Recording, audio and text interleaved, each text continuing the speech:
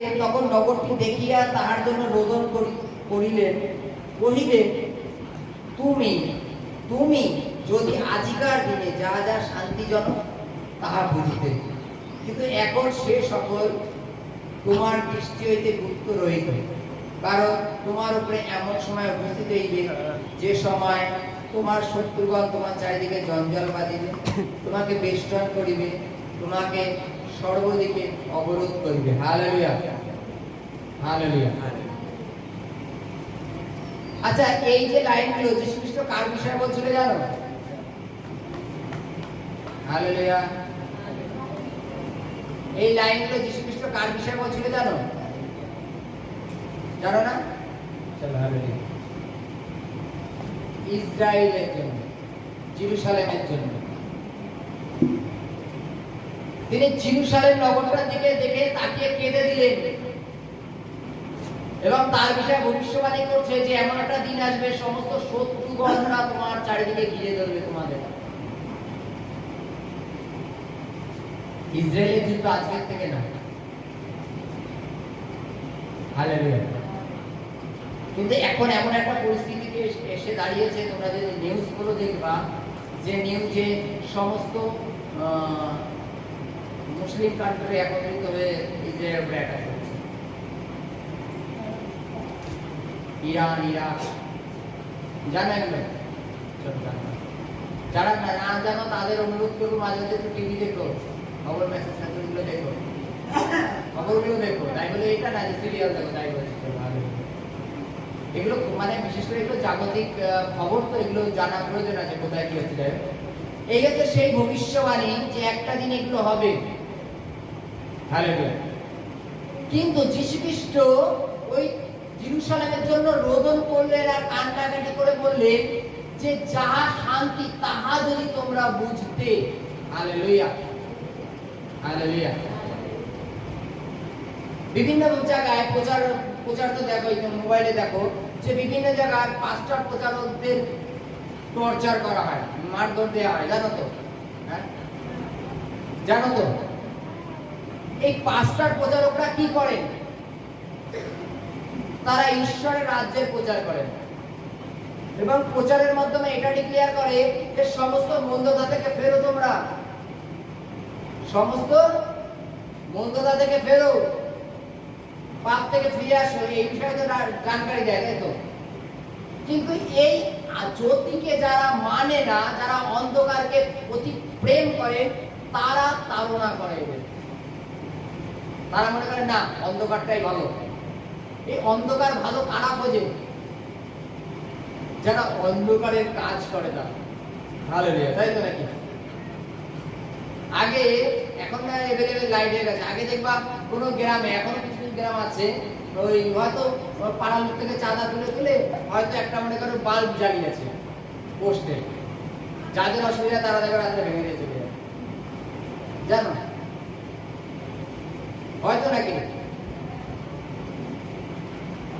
আজ থেকে বছর দুয়েক আগের ঘটনাও বলি। এই নতুন গ্রাম চৌমাথার এই মাঠের রাস্তাটায় লাইট ছিল না, যে যখন দিত ভেঙে দিত, তাই তো নাকি? চলো, হালেলুয়া।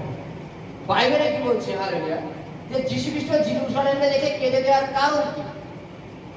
কারণ দেখো, যে কোনো স্থানে যখন আমরা সুসমাচার প্রচার করি, সেই সুসমাচার আমাদের কি করে? মন্দতা থেকে ফিরতে সাহায্য করে, পাপের থেকে ফিরতে সাহায্য করে। যীশু খ্রিস্ট যখন প্রচার করতো, তিনি কি করতেন?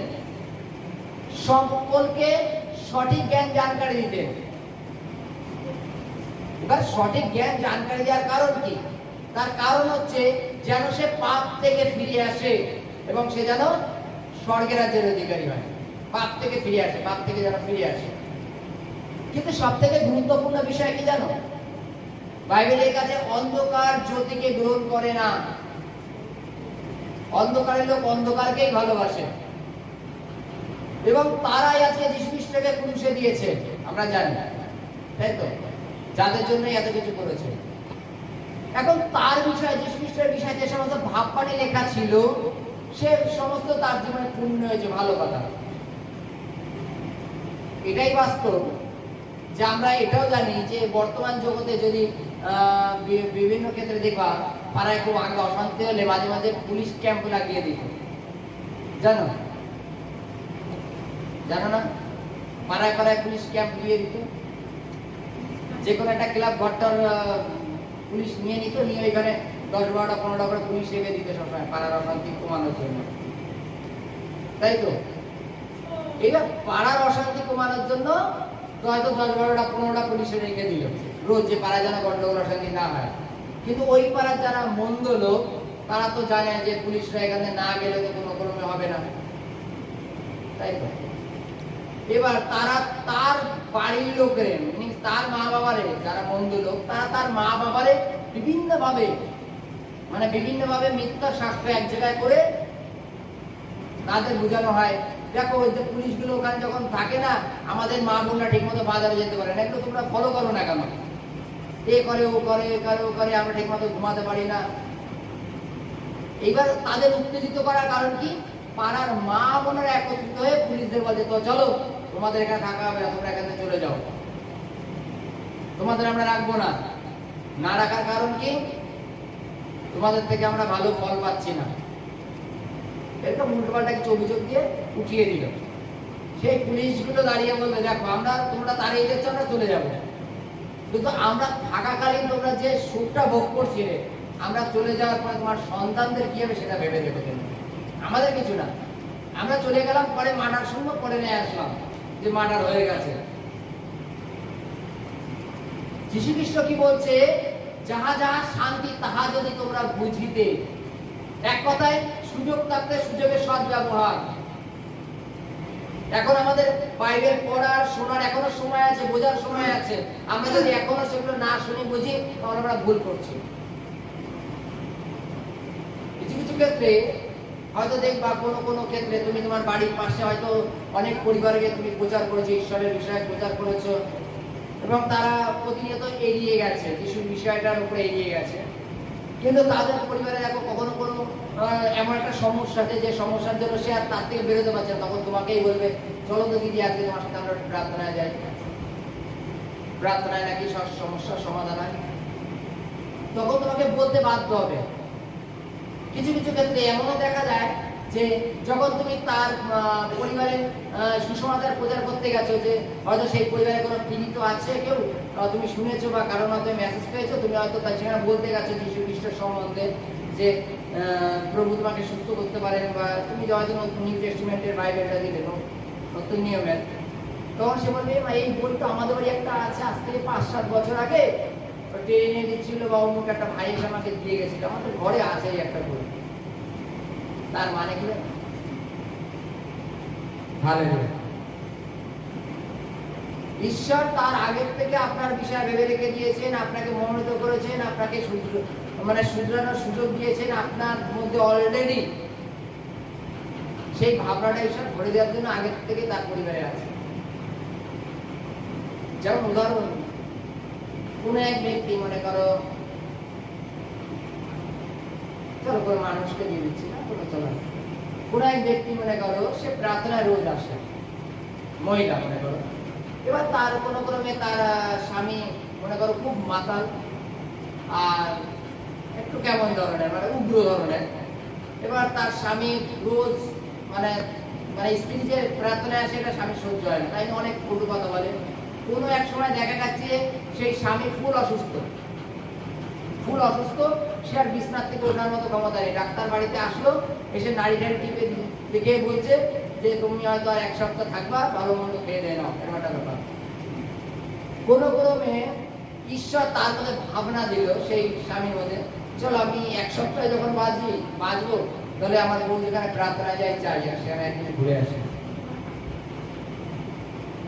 কোনো ক্রমে হয়তো ঠিক আছে, রাস্তা পর্যন্ত এসছে যে ওখানে যাবো,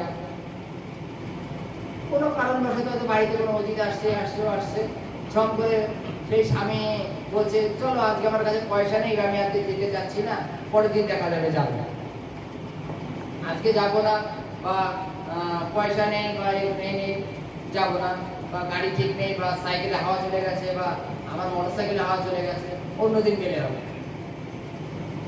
সেই স্ত্রী তাকে বলছে, তোমার মোটরসাইকেলে হাওয়া চলে গেলেও কি হবে, আমাকে টাকা চলে আসবে, আমরা টোটোতে যাই বা অটোতে যাই, টোটোতে যাই বা অটোতে যাই, তার কারণ কি? তার কারণ অটো ভাড়া হয়তো 50 টাকা 100 টাকায় নেবে,